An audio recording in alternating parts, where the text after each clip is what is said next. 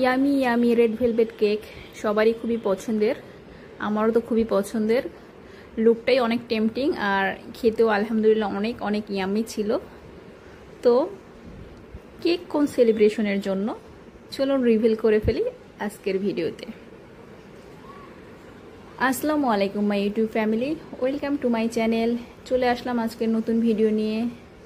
তো আজ আমার হাজব্যান্ড অফিস থেকে ব্যাক করার সময় প্রতিদিনই ফোন দেয় কিছু না কিছু আনার জন্য। তো আমি বলছি কিছু আনতে হবে না, তারপরে দেখছি সে দুটো প্যাকেট তার হাতে। তো বক্সটা আমি ফার্স্টে ভেবেছিলাম হয়তো মিষ্টি নিয়ে এসেছে, খুলে অ্যাকচুয়ালি আমি সারপ্রাইজড হয়েছি, কারণ এরকম হার্ট শেপের রেড ভেলভেট কেক দেখলে সব মেয়েরই ভালো লাগবে আর কি। মেয়েরা এইগুলো একটু বেশি পছন্দ করে, বাট আমি অ্যাকচুয়ালি একদমই এক্সপেক্ট করিনি, কারণ যেহেতু আমরা বার্থডে বা অ্যানিভার্সারি এগুলো সেলিব্রেট করা বাদ দিয়েছি, করি না ইসলামিক কারণে। তো হঠাৎ করে কেক কেন আনলো এটাই ভাবছিলাম। ওর সাথে আবার পেটিসও নিয়ে এসেছে। তো অ্যাকচুয়ালি কেকটা এনেছিল সেলিব্রেশন না, ঠিক আমার বার্থডে নেক্সট দিন আর কি। তো যেহেতু বার্থডে সেলিব্রেট করি না, সো কেক তো পছন্দ করি, সো এই জন্য আগেই আর কি নিয়ে এসেছে এমনিতেই খাওয়ার জন্য। এটা আমরা কোনো ক্যান্ডেলও জ্বালাবো না, কিছুই না, জাস্ট নিজেরাই কেটে খাওয়ার জন্য। আর সাথে চিকেন প্যাটিস এনেছিল মিঠাইয়ের। এই চিকেন প্যাটিসটা এর আগেও আমরা খেয়েছি, অনেক ভালো লাগে। তো প্যাটিস খাওয়ার পরে এখন হচ্ছে ডেজার্ট হিসেবে আমরা আর কি কেকটা খাবো। তো এটা জাস্ট স্পুন দিয়ে করে খেয়ে ফেলবো, স্পুন দিয়ে করলাম আর কি, কারণ হচ্ছে কোনো নাইফ টাইপ দিয়ে এটা কাটা হবে না। তো কেকটা আলহামদুলিল্লাহ এত মজা, আর হচ্ছে খুবই সফট ছিল। আর রেড ভেলভেট কেক অ্যাকচুয়ালি দেখতে খুবই সুন্দর লাগে, ম্যাক্সিমাম টাইমে খেতে অনেকটা ভালো লাগে না, কারণ হচ্ছে প্রচুর ফুড কালার ইউজ করা হয়। কিন্তু আজকের কেকটা অ্যাকচুয়ালি খুবই ইয়ামি ছিল।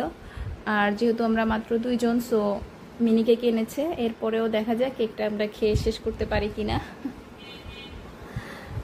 আমি অবশ্যই একটু বেশি পছন্দ করি আমার হাজব্যান্ডের চেয়ে, সে পছন্দ করে না, তারপরে অনেকটাই খেয়েছে।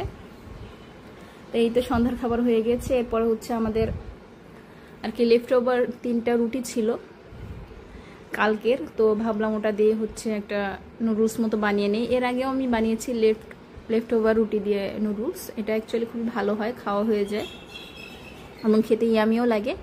আপনারাও চাইলে বাসায় ট্রাই করতে পারেন, এই জন্য আপনাদের জন্যই আমি আর কি আজকে ভিডিওটা করলাম দেখানোর জন্য। এখানে আমি নুডলস যেভাবে রান্না করে আর কি 2-3টা পেঁয়াজ আর কাঁচামরিচ কুচি করে তেলের মধ্যে দিয়ে কিছুটা ভেজে নিচ্ছি।